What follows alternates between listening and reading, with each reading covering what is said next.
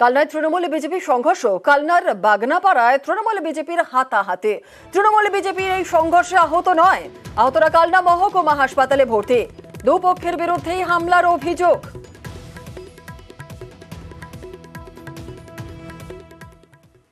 মাত্রাতিরিক্ত উচ্ছ্বাস বলুন, উদ্ধত্ত বলুন, মদের ফোয়ারা বলুন, এমন একটা কেওয়াস করে রাস্তা দিয়ে যাচ্ছিল।